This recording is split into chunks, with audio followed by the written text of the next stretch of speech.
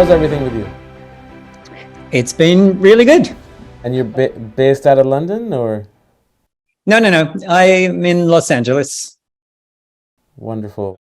Yeah, I did a bunch of work before the pandemic in London, but mostly I'm here in LA. Where are you based there? Are you in Based out of Toronto, Canada. Toronto? And how's work been after pandemic? It's been fine. I actually worked the whole way through the pandemic. I was working on Eternals coming, and that got extended because of the pandemic. So that was 2 years on that movie. And last year I was doing a film for Sony.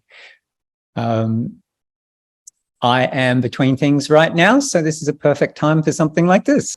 Good. Well, thank you so much for agreeing to do this. And really looking forward to chatting with you about your work, your career, and just on that note, if you want to just start off with how did you get started in the editing side of things and in the business? Oh, well, I started in editing when I was pretty young. I became an assistant editor for feature documentaries at an Australian TV, the government TV channel in Sydney, in Australia. And then I started cutting music videos on the side for the Australian director, Alex Proyas, who was just out of film school. So it was right at the beginning of his career. And he formed a company with a composer and sound designer friend, Peter Miller, that made initially music videos. So I started my career cutting music videos for them. We did a very low budget feature film in Australia, moved on to commercials in Australia. And it was commercials that brought me to America on a sort of one-off basis. And I'd go back to Sydney and then I'd be called back to do another commercial.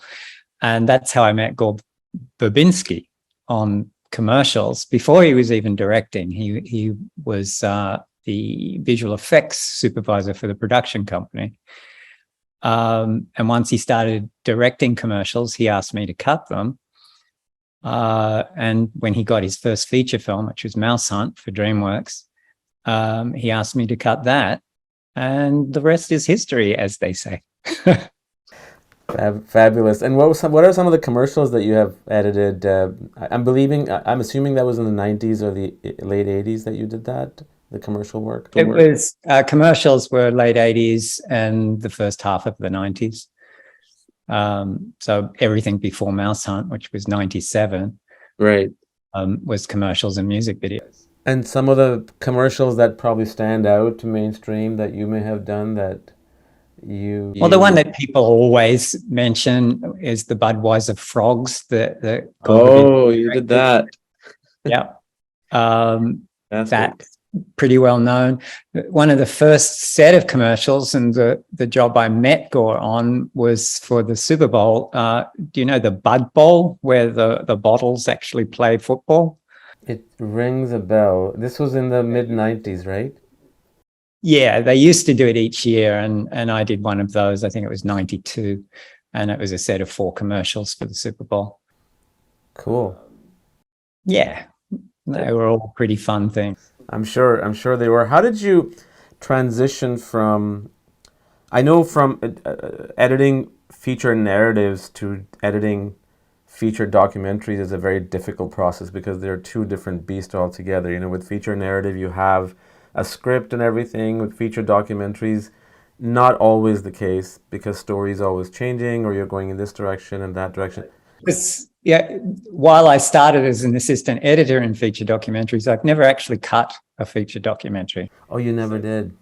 I did more sound work back in those days, and I pretty much immediately went into music videos and commercials, more narrative-driven stuff, actually. A lot of the commercials and the music videos have stories, and that sort of learning curve on telling stories in abbreviated ways serves me very well for a lot of the big action movies.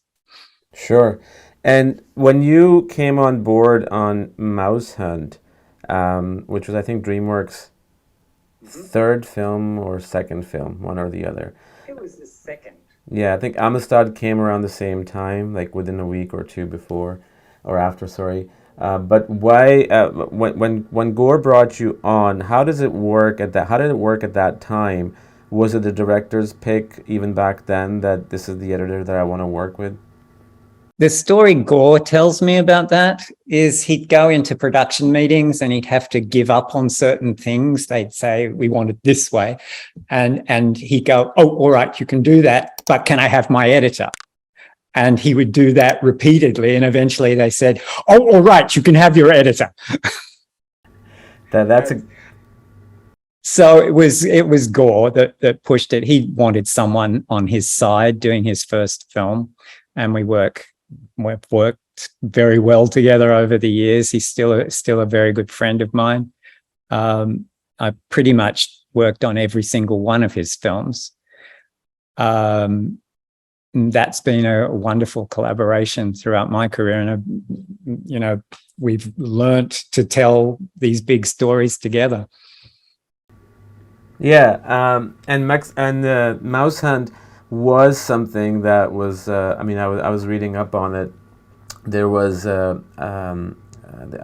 was a whole argument about would there be a CG mouse or a real live action mouse, and back and forth. And the film kind of, I think one of the at least from what I've read, I don't know if this is accurate. And I was reading a book, and some of the executives were concerned that it was too kind of like a period piece as opposed to like a Home Alone type, more like a brighter tone, but it was much darker.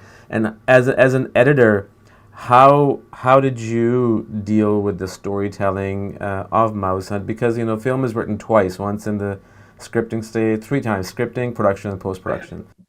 That's absolutely true. The editor kind of gets the final rewrite. Well, I know there was concern about the periodness of it, which I think has actually made it date really well because it's in this sort of timeless period. Yeah. Film plays well now. I remember there were studio notes that came down. We don't want people wearing hats all the time. I read about that. Hats. Yeah. Yeah. Even though there are some hats in the film. The film was a lot longer in its first cut and darker. And the process of getting it to what it became, a quite delightful, slightly younger film, even though the dark tones make it older at the same time, was losing a lot of that darkness. And Steven Spielberg helped us a lot with that. He made a bunch of suggestions, a lot of which we took and are in the film. The previews tell you what an audience wants. I remember our first preview, they didn't laugh so much. And it was about taking a bunch of things out and getting the jokes to be just the right distance apart so that people roll into each joke. And that was a very interesting lesson. The first preview didn't go terrible, but it wasn't what they wanted. And I thought, oh God, my career is over before it's really started. Once again, Gore fought for me to stay. And our next go at a preview, it did so much better. And, we had about 4 previews, I think, to get it to where it ended up. Great. And, the thing with editing is it's all about pacing, whether it's comedy, whether it's horror, whether it's action. And not sometimes, I would say, at least for me, as a storyteller myself and someone who has co-edited some of my films, it's all about that feeling that you get, that this is the right thing to do. I don't know why I'm cutting it at this point, but I feel like I have to cut it. Obviously, there are other reasons where you're trying to go into a close-up mode, depending on what the dialogue is and all that stuff. When you're doing that, is it something similar that you go through, or is it just something that becomes like second nature, that you're snap, snap, snap going at it? Well, it's all about feel, isn't it? It's a personal feel. Yeah. That's certainly your first pass on the film. and then you sort of do lose a little perspective because you start to think, oh, this is the good pace. And then to make that fresh again, that's when you put it in front of an audience for the first time for a preview. And it's not so much what the audience says, but it's how you feel about the rhythms while watching it with other people. Yeah.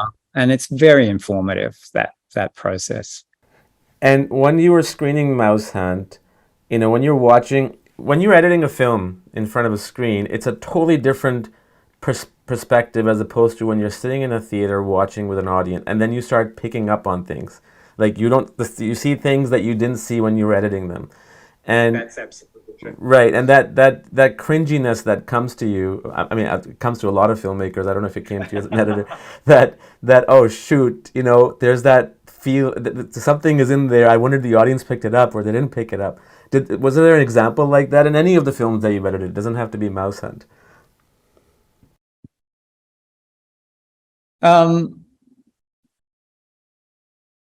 Well, one very interesting thing which I've used as an example since was in MouseHunt, where we explored at one of the previews taking a scene out early in the film.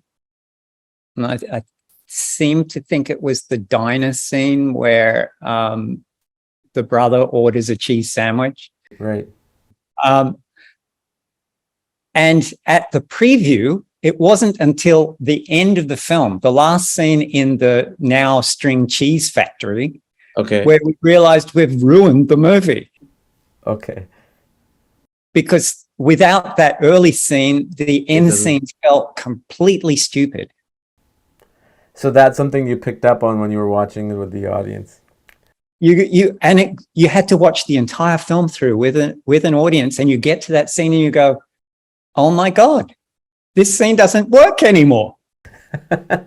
Yeah, no, I bet. And is that, connecting to that, how is your editing workflow? Like, when I say workflow, I don't mean technical. I mean, like, do you go through, like, what's your process? Do you go through a certain amount of time and then you give it a break? Because, obviously you become so involved in whether you write or edit that it's your baby and you don't want to, everything seems so important at the beginning. But how do you make yourself distant from the project when you're editing it? Well,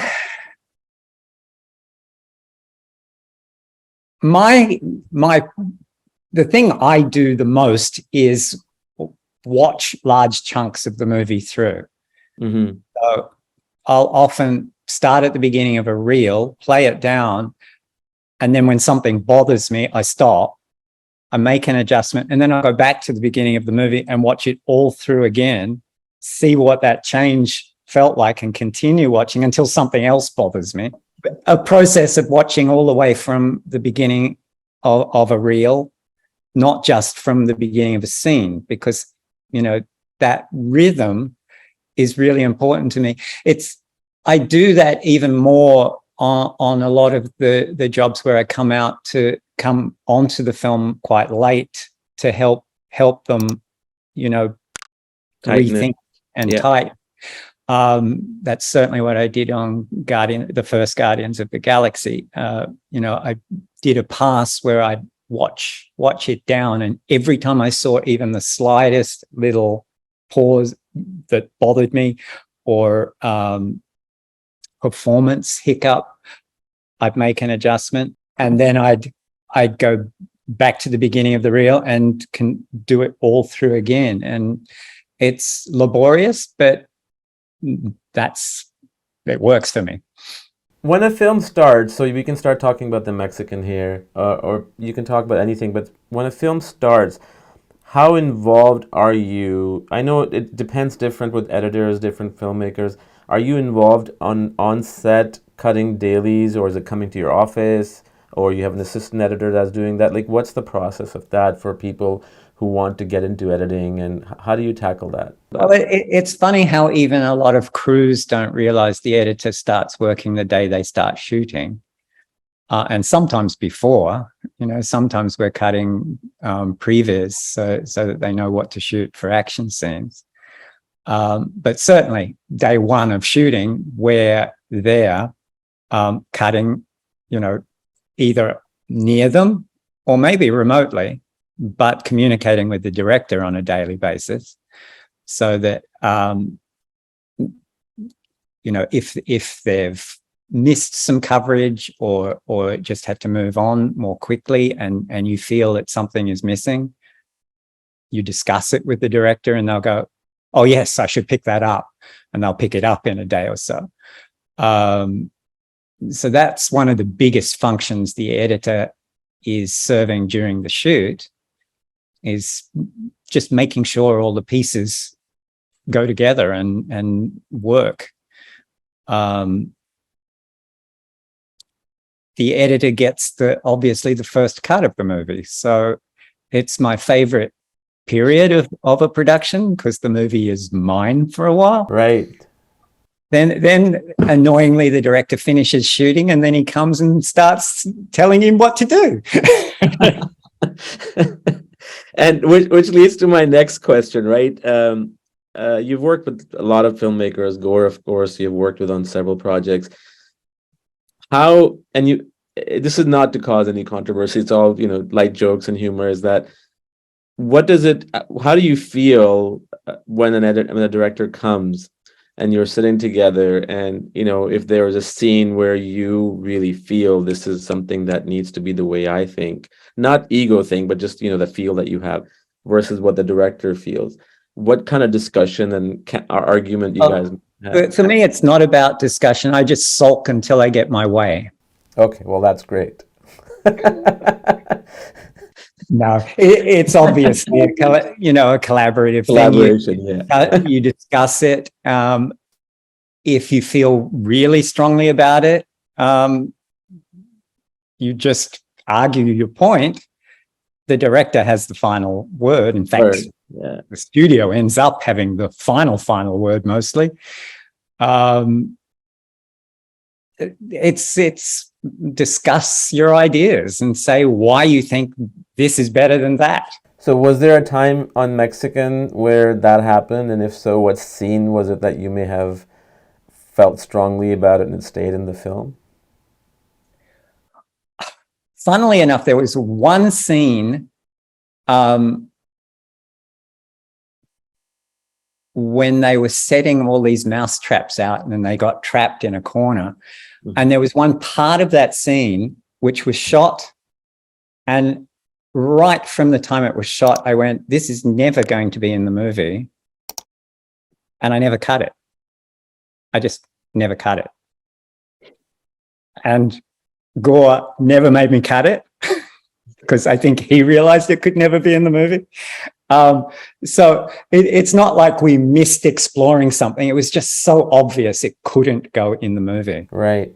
And was there something similar on the Mexican as well, where there was a scene that... The Mexican had even more of a subplot with the Ted character, the J.K. Simmons character, where we showed him actually falling in love and getting married in Mexico. And that was excised. And, I still feel good that was excised. Because the Mexicans are a funny beast. I actually think it's aged very well over the years. Yeah. I think it actually plays better now than it did back then. You are so right, because I saw it again after a long time, a week ago, and I'm watching it and I'm feeling, aside from the theme and all that and the subplots, and I'm thinking if this movie was to come out now, its runtime is 2 hours and 2 minutes or 3 minutes with the credits. Is it? I don't even remember. I'm 100% convinced that nowadays, because of the type of films that are being made, it'd probably be cut by at least 10 to 15 minutes for theater running. And that's what I liked about it, even though when I watched it last week, because now, you look at a different perspective. I don't really go to movie theaters to watch all the movies that are out there as I used to, probably because of time, your taste changes and everything. But I miss those kind of films where it's just, where there's story. where there's characters. And that one of the things I really loved about The Mexican was the story of James Gandolfini's character, late James Gandolfini. The And Julia strongest Roberts. relationship, Right. his relationship with Julia Roberts Yeah. is the strongest relationship in the film. It's beautiful. And it was very natural. Like, you could tell there was good chemistry there. And which leads me to the next question. Mexican was your second film or third film that you edited? Third, actually. I did another film for DreamWorks in between, not for Gore, called Forces of Nature, with You did Forces of Nature too with Sandra Bullock. Ben Affleck and Yeah. Sandra Bullock. Yeah. How was, speaking of that, like, you have two big stars at the time, Ben Affleck, Sandra Bullock, Brad Pitt, Julia Roberts. As an editor and a new editor, was that ever, not that you were dealing with them directly, I mean, Gore was, obviously, but was that ever like a weird feeling that here you are editing these two, four actors that you've sort of seen in the last 5-6 years explode in the world of cinema? I don't think it changed anything. It was cool at the time. It was, I felt very lucky. Yeah. But it didn't change anything. I say the same thing about, big budget movies with lots of action. It just doesn't change anything, the cost, and you still make the same choice. You're seeing a piece of film and you're judging its worth. And how do you make a decision to choose a film besides being on Gore's film? Because you started off with him. Like, is it just something like a job comes and you like something connects with you and you're like, okay, let's do it? Or yeah, there's some of that. It's certainly what's available and on offer at a particular time, because I don't just go out there and say I want to do that. Yeah. Maybe some editors are able to do that more than I've been able to do that. But obviously you read a script and say, is that for me? So that's the first aspect of making a choice. And then it's about talking to the director and deciding if you feel like there's a connection between the two of you. Right. Because that relationship becomes very close on it. 100%. 100%. And I have to tell you, of all the films that you've edited that I have seen, to this day, The Ring is... I haven't seen it in a while, but I remember seeing it several times when it came out. It's one of the creepiest movies. Yeah, it's one of the films I cite as my favorite films of the ones I've done. It strangely has dated. You think so? Because of its technology. It's about watching a videotape. That's true. That's true. That 7 days later you're dead, and it just feels like a beast of its time, much more than The Mexican does. Yeah, you're right. I think I'm looking at it from my own standpoint as opposed to the new generation who don't have a clue about what a VHS, let alone audio cassette is. But I'm very proud of the film. On that one, I always have a lot to do with the sound on films, but on that one I had a particularly large amount to do with the sound. I was working very closely with the sound designer who was providing me throughout the cut with the sounds that we ended up using in the film. So it was being sound designed by me and the sound editor as we cut the film. That's really cool. So you are heavily involved in sound designing as well? Always. I just have a passion for it. But besides that, I think it's an important part of the storytelling. Yeah. And the ideas should be part of the cut. The big sound ideas. There's one I'm particularly proud of in The Mexican. And I personally came up with it during the editor's cut, and Gore loved it, and we maintained it. But at the end of each of the the hand cranked flashbacks, it finishes with the town clock chiming. There's a chime bell that chimes forward through 4 times at the end of each of those. And I put it in as a sort of constant bring us back to reality thing. And then I got to cut the final 3-way showdown, which parallels the flashback with Julia and Brad. And Julia fires the gun at Naaman, and the ring falls. Piece of the gun, which is a ring, falls to the ground in slow motion. And the moment it hits the ground, it's the sound of the chime, the town clock. And I was so excited when I came up with that. I was shaking because I went, "This is genius!" And I loved the way the ending of the film was pretty much like, you know, in the flashback story, how the love didn't come together and they both died, and it kind of came parallel to how what's going to happen between Brad Pitt's character, you know, Jerry and Sam, and it worked out. So that was really well. That was really good. And one of the things I really loved about, I mean, it was like a very minute thing, but I picked up on it. There was a scene when James Gandolfini's character follows Julia Sam's character, and then they're all drinking from the cup, and there's that straw. Which I thought was really neat. So I love. Gore obviously had that idea when he was shooting. Otherwise, he wouldn't have had everyone drinking from different. Right. The black hitman was sipping coffee. Gandolfini was slurping from something. Julia was drinking tab, and you could have them all doing it at the same time while those boots are made for walking is playing as source, scorce, as we call it, source. It was a tricky scene to put together because that all had to work with the song and be narrative and have the action beats and all of those things together. So, you know, that's an example of learning stuff from music video editing. Yeah. And another scene that I really liked was kind of like the opposite of Romeo and Juliet balcony scene, where where Jerry and Sam are fighting, arguing from the balcony, and I thought that was it really cut well. And you know, as an editor myself, I always look a little too much into things, as I shouldn't. But you know, you're looking at it, and I'm just trying to see coverage, like how the coverage was done and how it was sort of put out in the final output. And I really loved when you came onto the wide shot, like from bottom up, facing with, you know, Sam's character at the top and Jerry at the bottom.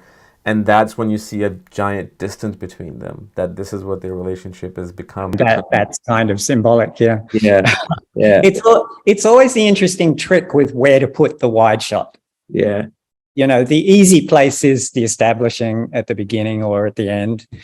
But to decide on an emotional moment within a scene where you're actually saying something about the relationship with that dynamic, that's more interesting. That's the better place to put the wide shot. And people don't notice that, right? Like, I think audiences become a little bit more educated now, but still, it's like if you watch any film out there, you know, and it has a really well put together scene. A lot of it has to do obviously with performances and music, if there is any sound effects, but it's also the coverage and the editing, or no editing. That's another way of, you know, the invisible editing, where I don't know if you've seen the movie The Post with Tom Hanks and Meryl Streep. Steven Spielberg's directed one.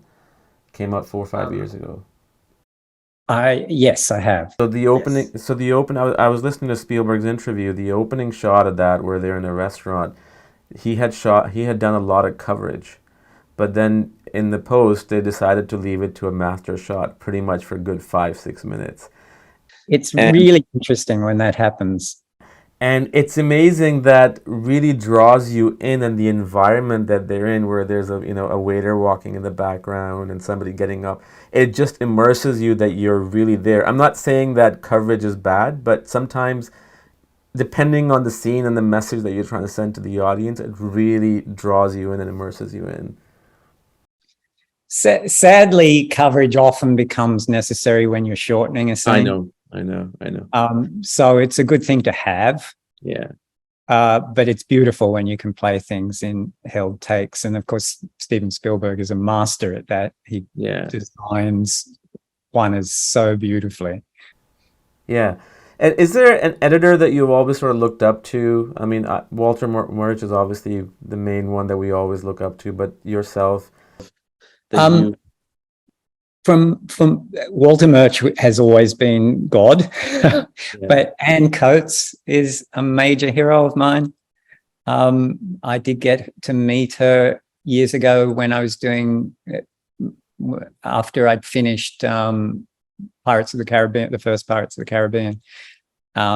She was at our table at the Ace Awards, and I got to talk to her, and she's a wacky person. She was a wacky person, and loved her so much. And I just love her editorial style. I like to think, well, I aspire to that.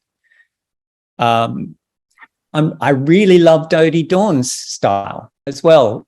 There's a particular style of cutting that I like, and there's a formality to the cutting that those two editors and Walter Murch does, right, that really appeals to me. Well, Anne has done some incredible stuff, like, obviously Lawrence of Arabia, being the primary one, but in the 90s, I mean, she did films like Out of Sight with George Clooney. Out of Sight and Erin Brockovich, sort of back to back, and they're beautifully cut. Yeah, they're totally what the style of the cutting is, something that I really love. In Out of Sight, she did a lot of radical jump cuts. Yeah, but they're very different to the way other people seem to do jump cuts.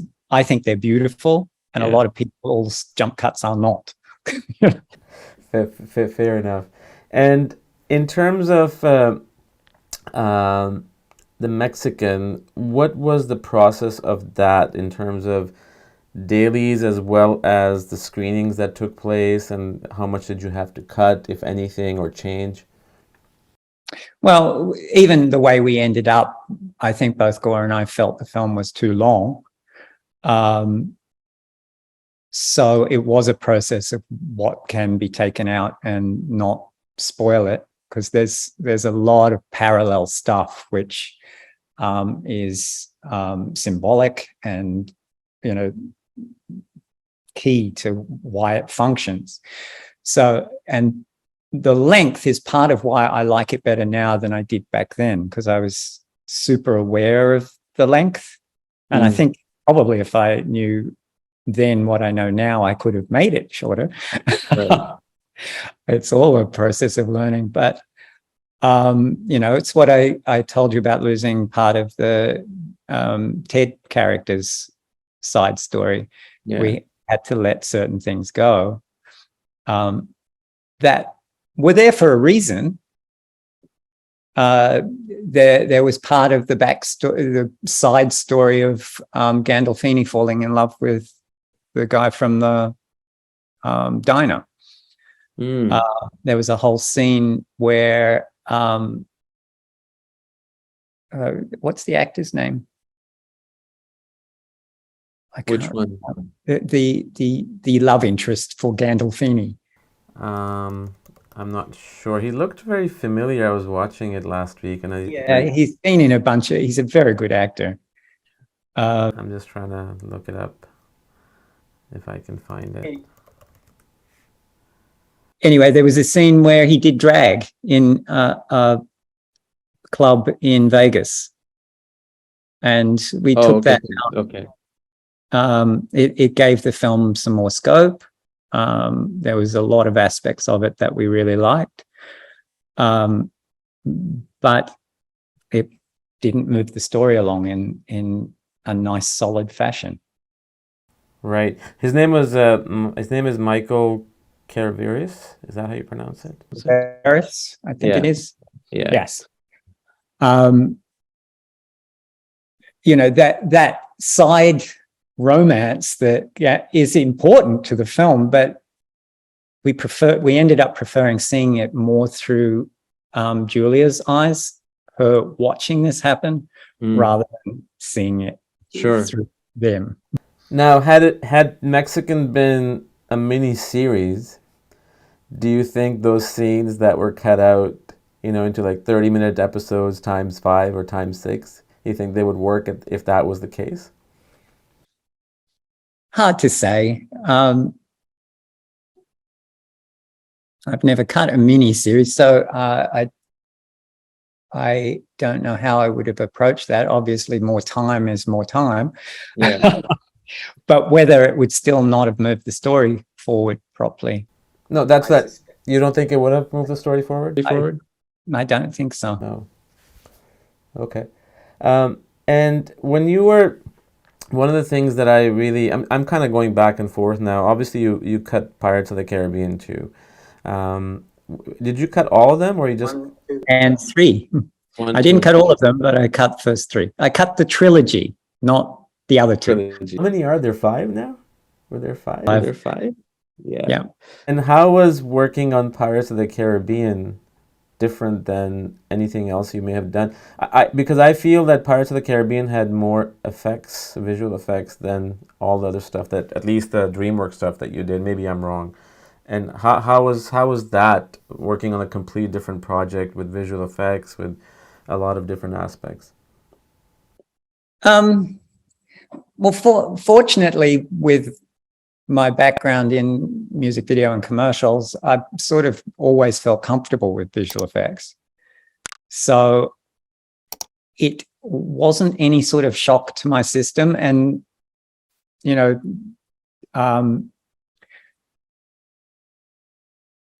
Curse of the Black Pearl, the first Pirates, Gore always tries to do as much in camera as he possibly can.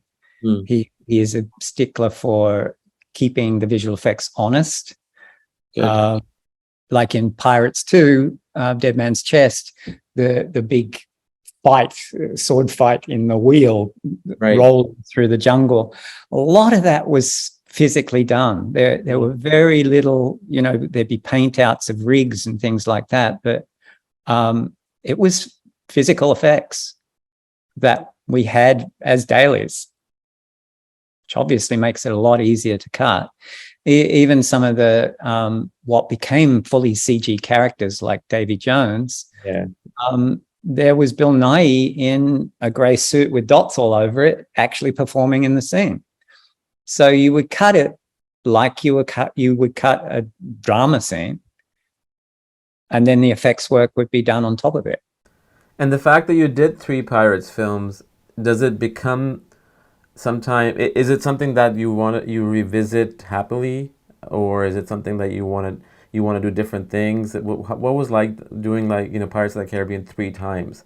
Was it enjoyable in a sense that you're revisiting these characters? I'm not talking about the workload. I'm just talking about, from a standpoint of a storyteller or audience member.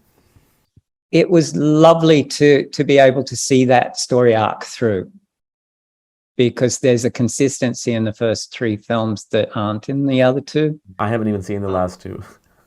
Right.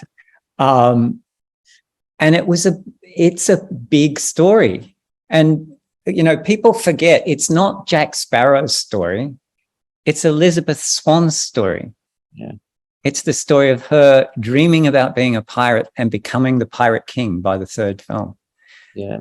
And I think that's a big part of why the film was as successful. Certainly people love Johnny, but he didn't carry the movie. That's not what carried the story. Right. And the story about a strong woman is significant. But it's funny that at the time that was never shown in any of the trailers, or it was never talked about, at least to my knowledge. I mean, if it was to come out now, I mean, it would be all over, That's true. News the world and has everything. changed. Yeah. So it was never. We were ahead of the curve on that. 100%. I can't speak for the publicity department, but certainly we were aware of what we were doing. On any of the films that you have worked, was there, and I'm not looking for names of the films or anything, was there ever a moment where you guys did a second cut, third cut, or whichever, and it went out and you know, before even the test screenings, the executive saw it and it came back, and there was a massive fight for keeping that scene. I know I kind of asked you this earlier, but just something that was really something that you really wanted to stick your, you know, stick to it, and you, along with the director, or against the director, not as in like in a hostile way, but just like a creative disagreement. Well, I'm sure there is, but I'm sort of vaguing on what that might, an actual example of it. I'm positive because, you know, there are things that are very important to the director and the editor as part of that storytelling team, that are probably less important to the studio. But of course, the good creative executives are on your side as well. Yeah. You know, you're all on the same side. So I can't think of an example because, you know, I've mostly had good experiences with studio executives. That's good. Yeah, so certainly the experience with Marvel, that's been wonderful because the executives are incredibly involved. And they're lovely people with good taste. So it kind of works out. Wonderful. Are you ever involved in any of the color correction aspects of things, like in the post? Sometimes when there's time. Usually it's happening at the same time as the final mix, and I take it upon myself to be at the final mix for as much of the time as I can be. So when I can sit in, and I think I have a decent eye for color, I'll pop in and annoy them all. Well, one thing I noticed about the Mexican, which I didn't back then when I watched it, and correct me if I'm wrong, it didn't look like there was any lighting that was used on the set. It was all natural lighting that was utilized. Maybe I'm completely... Well, I'm sure Darius would love that compliment. Darius Wolski, the cinematographer. I know. But, you know, I'm sure there's a lot more lighting going on than is apparent, because there's certainly a color scheme going on. No, color scheme is there for sure. If there was lighting used, I mean, hats off to him, because I couldn't tell. It wasn't like, it was just so, you know, there were so many dark shadows, but they were really well lit at the same time with whatever light source was. I just thought it just seemed to me a very raw, but this, yeah, there was a color palette, 100%. And, you know, with the walls and the camera going down. And between the two locations, it's like the Vegas scene has this vaguely teal quality overall, and the Mexican sections have a totally warm oranges and yellows. And that was very deliberate on Gore's part. He wanted to differentiate the story aspects. And I think he accentuated that in post-production as well. What has been your most favorite scene in any of the films that you have done to cut, and why? Favorite scene to cut? That you were like, oh my God, this is something that we can play with, or we can do it this way or that way. Well, weirdly, the scene that jumps to mind was in a very low budget film I did early on. So it was somewhere among all of the films we've been talking about, called Highway. It was a very early Jake Gyllenhaal, Jared Leto, Selma Blair film, very low budget road movie thing.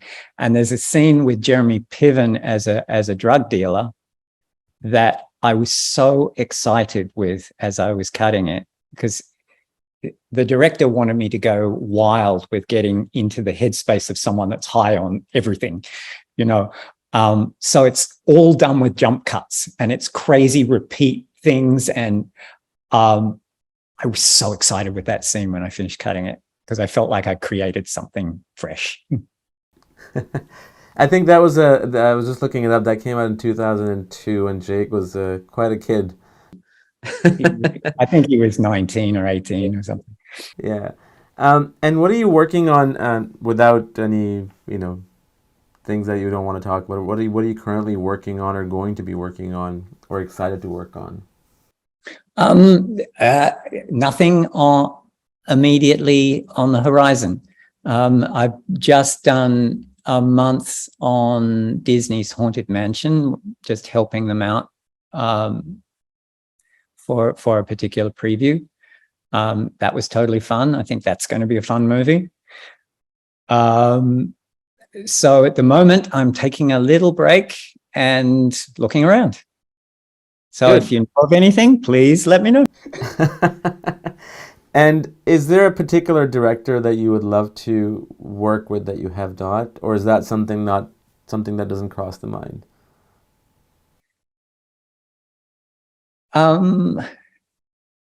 Well, I'm looking forward to working with Gore again. We haven't worked together for a little bit now. There's a possible project in the future for him and I to do together. It's a case-by-case situation. There are particular directors that I like, but I was really lucky. I didn't finish this film, so I didn't see it through to completion. But I was the first editor on The Great Wall with Zhang Yimou, and that was a total pleasure. Is that the Matt Damon film or? Yes. Yeah. Yes. It didn't end up very well, but it was wonderful working with what is really a Chinese national treasure, Zhang Yimou. Right. And in terms of the tools that you use, right? Do you guys use Avid or any other tools? Exclusively Avid. I just don't want to ever be forced to learn another piece of equipment, which is just the equipment should be second nature to you, and the Avid is to me. And that's what I think I find with Avid, right? Like I have used Premiere, I've used DaVinci, I've used Avid, and Avid is probably is the most reliable one out there. In terms of usability and no crashes. The thing I'm fairly aware of from the assistant's point of view, the Avid communicates with all the other departments better. Doing our handovers, Yeah. it works better than the other platforms do. Yeah. And in terms of story, sorry, my question is not about story. My question is about some of your favorite films, not from an editor standpoint, just something that you really enjoy watching as a story, or something that you inspire yourself before editing a film. Is there something that you watch or something that you look back to on a regular basis to keep inspiring yourself? Well, I have both my guilty pleasures and my pleasure pleasures. Please do share. And, my favorite film, and it was so formative to me, is 2001: A Space Odyssey, which I repeatedly watch on a regular basis. I just find it absolutely mesmerizing and beautiful and significant. It's the film I've seen the most in the cinema, probably 20 times in 70 millimeter. Nice. But these days I watch it on 4K Blu-ray, and that's also a great pleasure. I have my guilty pleasures, which are, I love the Owen Allen movies. Towering Inferno is a particular favorite of mine. There's just something about its storytelling that I love. Got it. And one last thing that I wanted to ask you, Craig, is that what advice you may have for people who are trying to get into editing or want to edit or are editing, and how to sort of, because it's just become one of those things now, like anything else, because I find a lot of people have this mixed understanding of that if you can edit a YouTube video, then you are all set for something massive, which could be the case in some cases, right? It could. I don't personally think so, but like, I'm talking like this because I went through that myself. So I I used to edit a lot of commercials and promos, and I did a couple of music videos, not too much. And I dived into a feature. I directed my first feature documentary, and I'm like, let's just edit this, right? And it was like a low budget, and Don't tell me you cut it yourself. no, get to the point. I'll get to the point. I'll get to the point. I'll get to the point. So I cut it myself, but the lesson learned was that my second and my third film, I didn't. And that was something that I learned very early on, that it's not the same thing, because especially with documentaries, I mean, there's just so much stuff, like so much footage that you have. Not to undermine narrative films, but going back to my question, what advice would you give to people who are starting out in doing so? It's what I always say. It's surround yourself with like-minded people, people that you enjoy working with. You know, I was very lucky throughout my career, both in Australia and when I came first here, to meet like-minded people. It's like, I think of what it's like to be in the cutting room with Gore Verbinski, and we just have a great time together. You know, sometimes he'll play his guitar and sing me a song. You know, we both love Jesus Christ Superstar, so we'll be singing Jesus Christ Superstar together. We just have a great time, and then we get into these heady discussions about the symbolism and the subtext. And it's very interesting with him that we can watch a scene through. We might have tried something, and we'll see a scene through, and we'll have exactly the same reaction at the end. We'll go, oh no, that ruined this. And I've seen it. I've been with other people in the room at the same time, and they're going, what are you talking about? But Gore and I know exactly what we're talking about. Yeah, yeah. And it's just being with like-minded people. It's beautiful. And you know, you're 100% right, because one of the things that I have come to learn too, I have the same DP for the last 12 years. My editor now, the last couple of films she's worked on, because it's not just because they do good work, which is fantastic, but that level of understanding, and it's the communication shorthand that you cannot put a price on. You just know how each other work. I kind of think Gore and I, having worked together so much over the years, we've come, it's not like I've learned how he works. We've learned how each other work, and we sort of do our work accordingly. Yeah. No, that's great. Is there anything else that you want to say or talk about? Because I mean, I can go on and on for a lot of your films, but I want to keep your time in mind as well. Well, nothing specifically. I love answering your questions. That makes me think of things. Things don't just leap out. I've just had a sort of amazing career. Very, I'm looking for the right word. Privileged career. It's privileged is the well. I wouldn't say that, because the reason you had that career because you worked hard. It's not like it came for free. No, right? That's what people need to understand. No, I don't come from like a film family or anything like that. I came from Australia. I was sort of ridiculed for wanting to be a filmmaker in Australia. They thought that would be impossible. Yeah. And, I can remember I was going to my first production meeting on MouseHunt, my first feature film, and it was for DreamWorks, Steven Spielberg's company.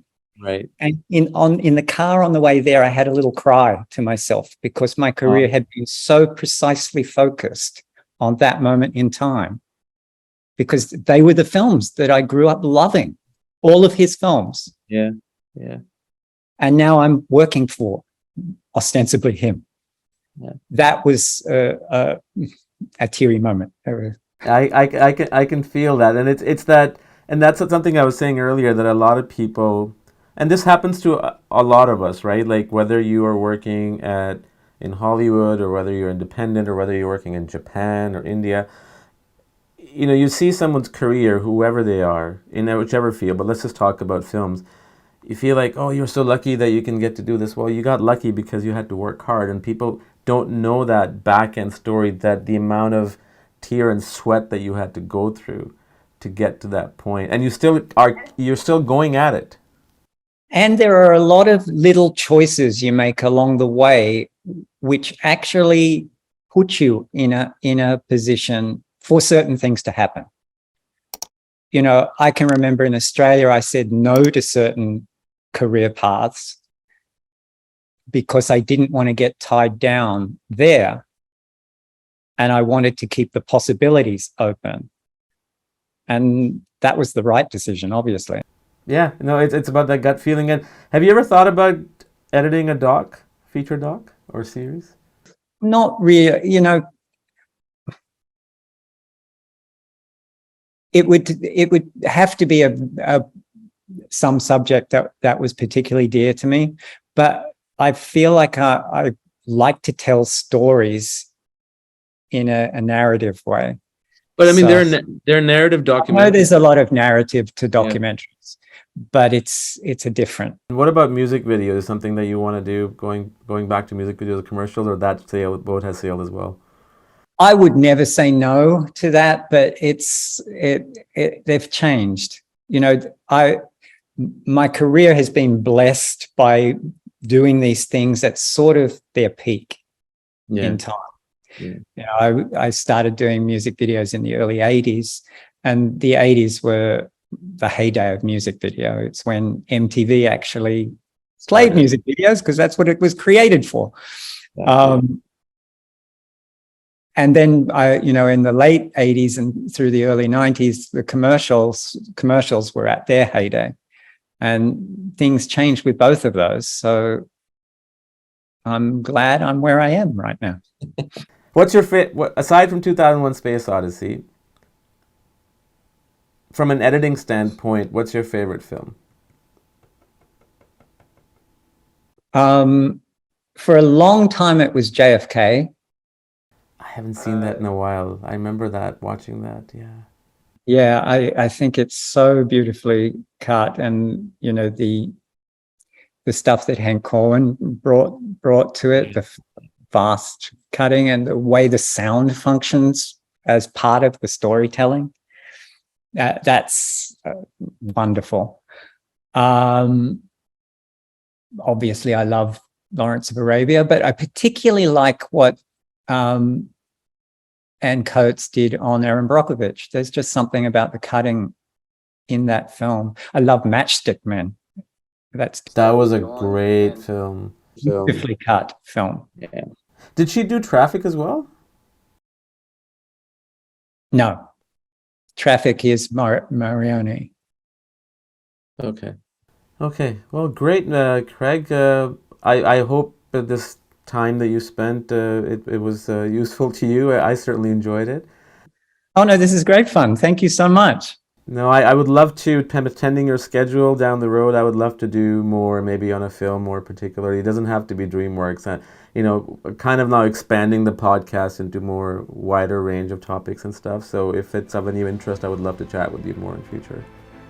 I would love that too. Thank you so much. Thank you so much, Craig. All the best. Thank you. All the best. Bye-bye.